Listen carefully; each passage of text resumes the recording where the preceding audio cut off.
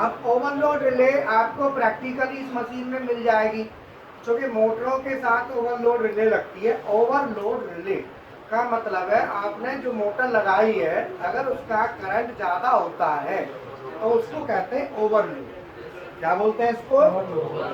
Overload relay. आपने alarm आता है, रिले ट्रिप कर गई, जैसे मोटर ज़्यादा करंट ले रही है, रिले ट्रिप करेगी तो ये अलार्म आपको क्रिएट होगा।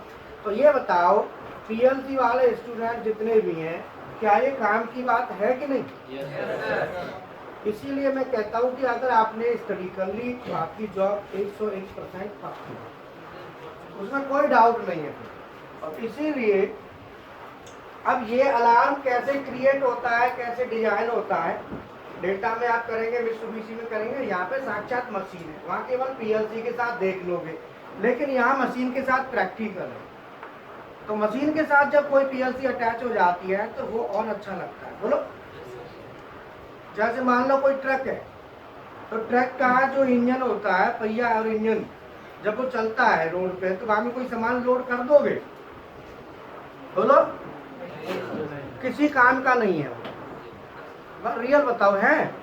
ऐसे ही आप पीएलसी सीख रहे हो, ये भी किसी काम की नहीं है। ये काम की कब है?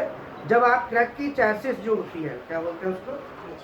चैसिस कहते हैं, जो पहिया और वो, तो उसको क्या कहते हैं? पहिया और इंजन, चैसिस। तो जब आप उसके ऊपर बॉडी रख देते हो तब तो यूज में लेते हो। तो बॉडी वाले ट्रक को कहते हो तो ट्रक है, और बगैर बॉडी वाला कहते हैं क्या? इसका क्या करेंगे बोलो?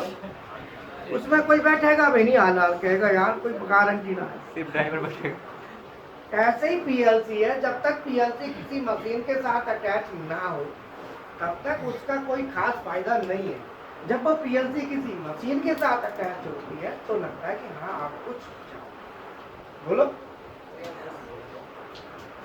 तो इसीलिए आपसे कहा गया कि ये पीएलसी मशीन के साथ अटैच है, तो आपको मशीन के साथ स्टडी करो। नॉर्मल तो कर ही रहे हो, लेकिन मशीन के साथ पीएलसी की स्टडी कर लोगे तो आपका बहुत अच्छा मामला हो जाएगा, जो आपकी दिक्कत नहीं। दोनों क्लियर है? अब ये हमारा हो गया एक, दो, ये अलार्म हम बनाते हैं। तो ये अलार्म को दूर करने के लिए क्या करेंगे? इमरजेंसी स्टॉप का अलार्म, ये कब आएगा? जब बटन दबा दोगे। तो इमरजेंसी स्टॉप का जो सिग्नल पीएलसी में जाएगा वो आउटपुट होगा कि इनपुट होगा? और कौन सी टाइप का होगा? बोलो। अब आपने क्या करना है? डिजिटल इनपुट को देखना है आ रहा है कि, तो उसको कहते हैं पीएमसी डायग्नोसिस। ये तो अलार्म है, अलार्म का स्टेटस देखना कि ये इनपुट आया कि नहीं आया, उसको कहते हैं पीएमसी या पीएलसी डायग्नोसिस। क्या कहेंगे? वहां पे चेक करेंगे तो वहां पर बिट आपको लो हाई मिले, लो हो रही है कि हाई हो रही है, उसका स्टेटस आपको वहां पे मिलेगा। तो आज ना पलवल से एक स्टूडेंट आए थे, मिल गया? पलवल से थे ना, कोई बात नहीं, सीखना चाहते। तो ये हमारा, बोलो बात समझ में आई कि नहीं आई? क्लियर है ना? तो अब इस अलार्म को देखने के लिए, इसके लिए पीएलसी वाले कैंडिडेट की जरूरत है। सीएनसी वाले इसको नहीं देख पाएंगे ज़्यादा, क्योंकि उनको पता नहीं चलेगा। इसके लिए वो पीएलसी वाला कोर्स अटैच करोगे साथ में जब आप यहाँ पहुँचोगे। तो ये आप केवल अलार्म देख सकते हो। इसके लिए टोटली आपको कहाँ भेजना जाना पड़ेगा? मेंटेनेंस डिपार्टमेंट में स्लिप बना के भेजनी होगी।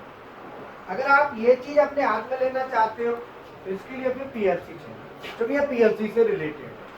बोलो, तो जो चीज आप समझ जाओगे कि अलार्म है तो ये वहीं से ठीक होगा, समझना आपको आ जाएगा। तो इसीलिए दो तरह के अलार्म हो गए। कौन कौन से? अलार्म्स का पूरा डिटेल और जानना चाहोगे तो हमने YouTube पे भी डाला हुआ है, वहाँ भी अवेलेबल है, वहाँ से भी आप ले सकते हैं। ठीक है ना, पढ़ सकते हैं। CNC alarm, system alarm, custom alarm, ये आप देख सकते हैं। अगली क्लास में हम आपको बताएंगे पैरामीटर्स।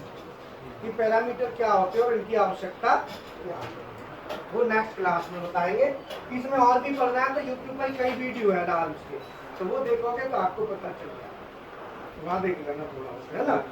तो मशीन में इतना अवेयरनेस आपको होनी चाहिए कि अलार्म है किस तरह का है, कौन ठीक करेगा, वो आपको जानकारी होनी।